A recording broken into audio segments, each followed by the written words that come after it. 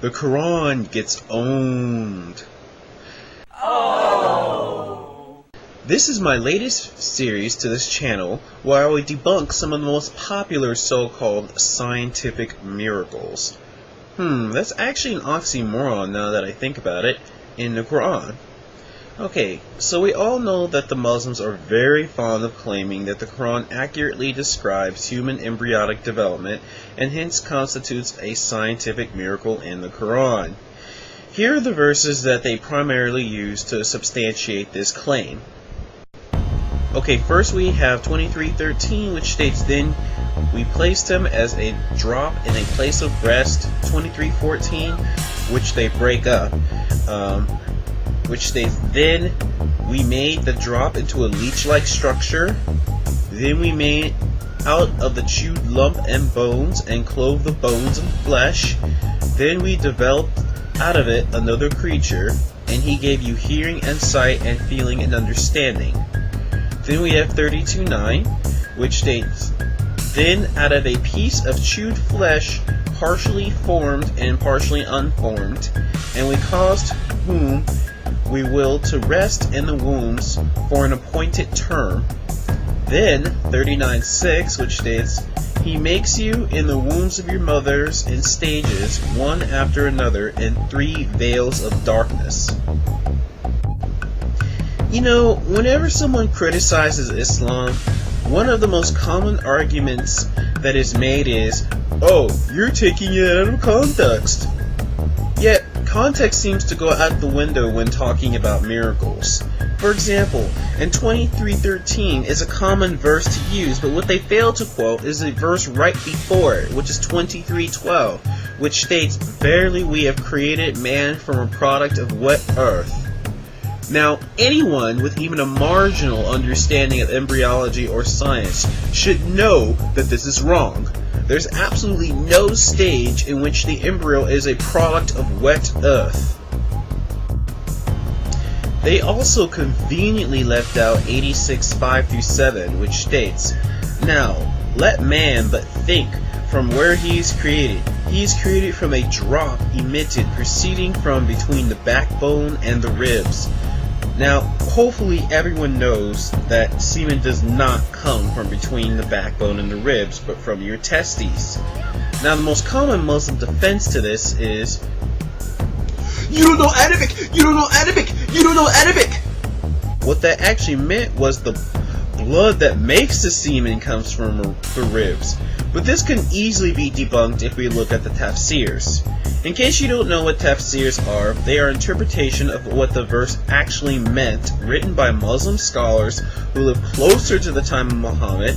They base their interpretations on the sayings of Muhammad, his family and friends, and as educated scholars, their command of the Arabic language was exquisite. In other words, these people actually knew what they were talking about. Anyway, if we look at Tafsir bin Kathir, it says, "He was created from a water gushing forth," meaning the sexual fluid that comes out bursting from the man and the woman. Thus, the child is produced from both of them by permission of Allah. In other words, nut, not blood. So from these two verses alone, we already know that the Quran is off to a pretty poor start. But let's ignore these two verses and go on to the verses that Muslims love to quote when talking about embryonic development. 23:13. This is actually rather easy to debunk. The Muslims claiming that this verse is miraculous often translate it as, "Then we placed him as a drop in a place of rest," which assumingly means the embryo is resting in the womb. Oh, well, that sounds right.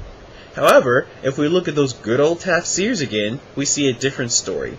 Let's go to Tafsir al-Jalailin, which tells us that the verse actually meant, "Then we made him, namely man, the progeny of Adam, a drop, a sperm drop, in a secure lodging, which is the womb." I'm not aware of any period in which the embryo is a drop of semen sitting in the uterus.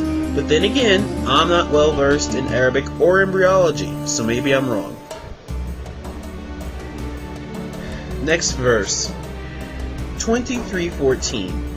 The ones propagating this idea of the Quran containing modern embryology like to translate it as, "Then we made the drop into a leech-like structure. Then we made out of the chewed lump bones and clothed the bones with flesh. Then we developed it out another creature. And he gave you the hearing and the sight and the understanding." Okay, first of all, we don't even need to go into the tafsirs to know why this is wrong. We know that the bones are not there at all when the muscles and skin begin to form. If anything, it's more of a simultaneous occurrence rather than consecutive. There's never, ever, ever a stage where there's a skeleton and it gets clothed with flesh.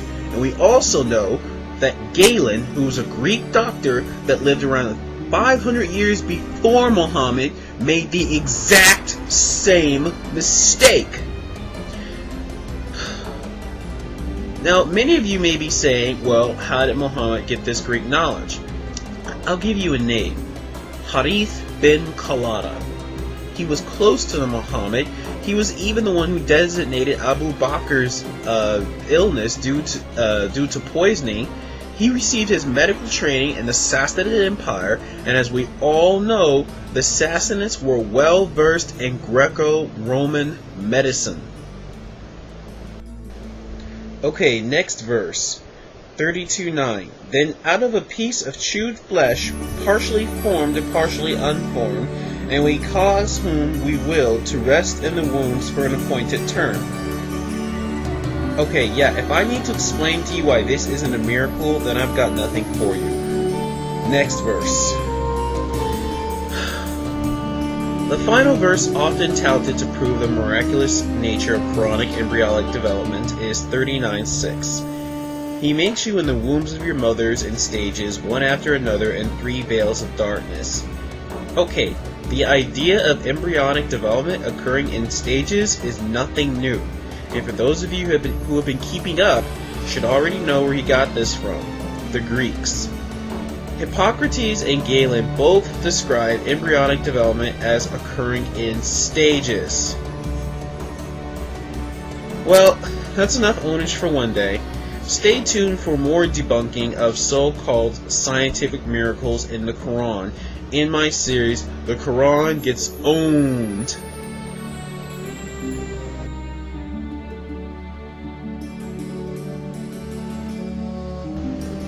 But wait, one more thing. What about Keith Moore?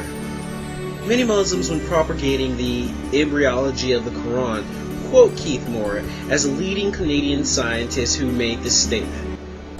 It has been a great pleasure for me to help clarify statements in the Quran about human development.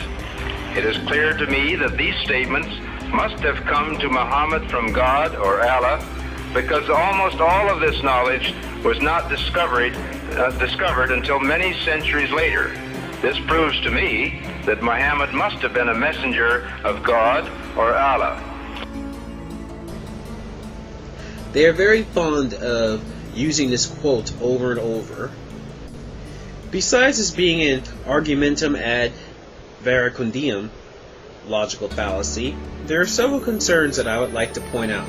First of all, we know that Mr. Moore was flown free of charge first class to Saudi Arabia, where he then stayed in the finest hotels prior to making this statement. Second, didn't that statement seem to be prepared by someone else? I mean, it's just my speculation. And third, if he really believed what he was saying, then why hasn't he taken Shahada? If he did, where's the footage of it? Certainly a leading scientist taking Shahada due to miracles in the Quran would have been videotaped. Where are the 2 witnesses required by Islamic ritual if he took Shahada? It all seems a bit fishy to me, if you know what I mean.